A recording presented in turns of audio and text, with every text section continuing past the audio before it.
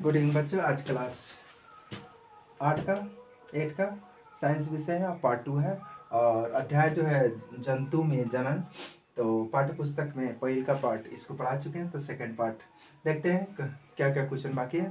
चलो ध्यान से सुनो और उसको लिखने का और जब भी लिखने का कलम कॉपी निकाल कर बैठ जाओ और उसको 2 बार 3 बार लिखो, क्योंकि जब तक लिखेगा नहीं तब तक दिमाग में सेट नहीं होगा। जितना लिखेगा, जितना ट्राई करेगा, उतना ही तुमको यानी ज़्यादा से ज़्यादा मैंने दिमाग में बैठता है, समझ में, ज़्यादा दिन तक वह टिकाऊ रहता है। तो देखते हैं फर्स्ट क्वेश्चन क्या है। 5वां क्वेश्चन, यानी जुग्मन और गर्भ में 2 विभिन्नताएं दीजिए। जुग्मन और गर्भ, गर्भ नहीं है, गर्भ है, क्या चीज़ है। तो मान लीजिए बच्चा अभिभाव वाला है, तो गर्भ, तो इस प्रकार हम देखते हैं कि जुग्मन और जाइगोट क्या है। चलो देखते हैं। तो जुग्मन और गर्भ में तो अंतर क्या क्या है, देखो ध्यान से। तो शुक्राणु और अंडाणु संलयन जुग्मन कहलाता है।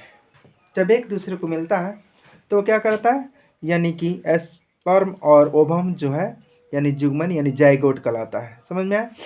और यह भ्रूण की वह अवस्था जिसमें से विभिन्न अंग पहचानने योग्य हो जाता है। और दूसरा, यह एक एकल कोशिका है और यह जो है जुग्मन जो है एकल कोशिका होता है और गर्भ जो है यानी बहुकोशिकीय होता है। देख नेक्स्ट क्वेश्चन है, अलैंगिक जनन की परिभाषा लिखिए और जंतुओं में अलैंगिक जनन की 2 विधियों का वर्णन कीजिए। और अथवा उसके क्वेश्चन को आधार पर दूसरा भी प्रश्न बनाया जा सकते हैं। अलैंगिक जनन किसे कहते हैं, हाइड्रा में अलैंगिक जनन की विधियों का सचित्र वर्णन करें। चलो देखते हैं। तो देखो, यहाँ हाइड्रा है, यहाँ अमीबा है द्विखंडीय। तो देखते हैं। तो सबसे पहले कि अलैंगिक जनन यानी कि देखो, यानी रिप्रोडक्शन यानी एसेक्सुअल रिप्रोडक्शन, वह जनन जिसमें केवल एक ही जनक नए जीव को जन्म देता है, अलैंगिक जनन कहलाता है। अलैंगिक जनन की 2 विधियां निम्न प्रकार है।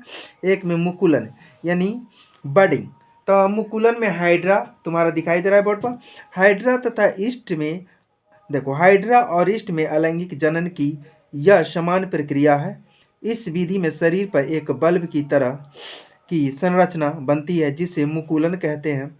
शरीर का केंद्रक 2 भागों में विभाजित हो जाता है और इसमें से एक केंद्रक मुकुलन में आ जाता है और मुकुलन पैतृक जीव से अलग होकर वृद्धि करता है और पूर्ण विकसित हो बन जाता है। तो ऐसे ऐसे तुमको देखो, हाइड्रा मुकुलन कहता है, पहले एक होता है, धीरे धीरे भाग में यह बंटने लगता है और लास्ट में जो है 2 भाग बंटकर वो अलग हो जाता है हाइड्रा।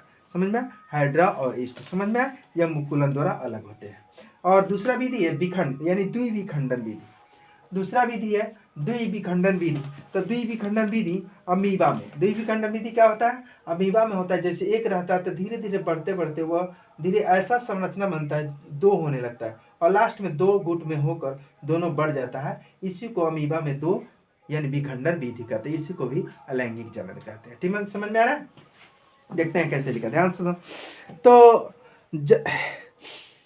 यानी बिनारी फिशन यानी द्विखंडीय विधि। तो देखो, जनन की जीव खंडित होकर 2 नए जीवों को जन्म देता है। अमीबा में जनन द्विखंडन द्वारा होता है। अब अमीबा कोशिका अपनी वृद्धि के अधिकतर आकार में पहुंचती है। तो पहले अमीबा का केंद्रक लंबा हो जाता है और 2 भागों में विभाजित हो जाता है। देखो चित्र में कैसे कैसे बताया, लंबा होकर और किस प्रकार वह विभाजित होने लगता है, समझ में आया। तो इस प्रकार हम देखते हैं कि अमीबा का कोशिका द्रव में 2 भागों में विभाजित होता है। इस प्रकार की 2 संततित अमीबा कहते हैं, यानी 2 गुटों में, यहाँ 2 एक होकर वह 2 गुटों में बढ़ जाता है। 2 गुटों में क्या हो जाता है, वह 2 गुटों में बढ़ जाता है। फिर 2 से 4 हो जाएगा, 2 से क्या होगा, फिर 2 से 4, फिर 4 से 8, इस तरह वह अलग अलग खंडों में विभाजित होने लगता है।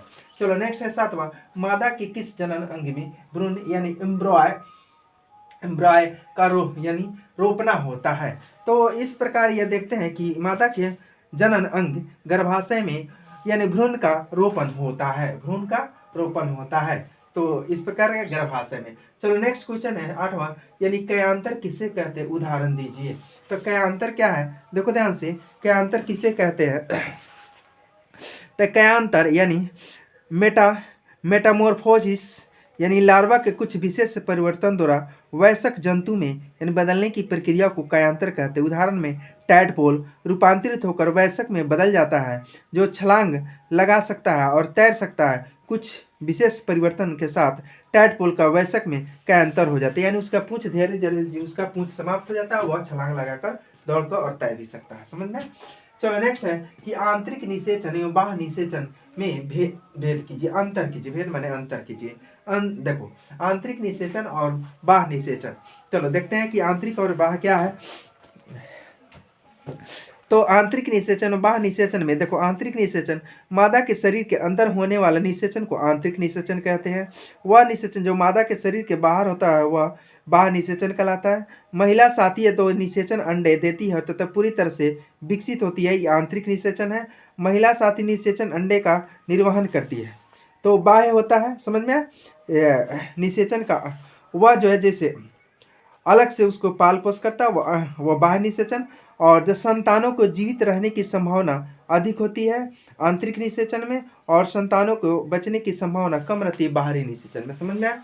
चलो नेक्स्ट 10वां क्वेश्चन है, नीचे दिए गए संकेतों के सहायता से क्रॉस यानी शब्द पहेली का पूरा करो। इस प्रकार चिन्ह दिया रहता है कुछ शब्द को, और कुछ शब्द को मान लीजिए एक शब्द दिया है, उसको शब्द को पूरा पूरा क्या करना है, वह अंडाणु उत्पादित होते हैं, वृषण की उत्पत्ति होते हैं, और हाइड्रा का अलैंगिक जनन।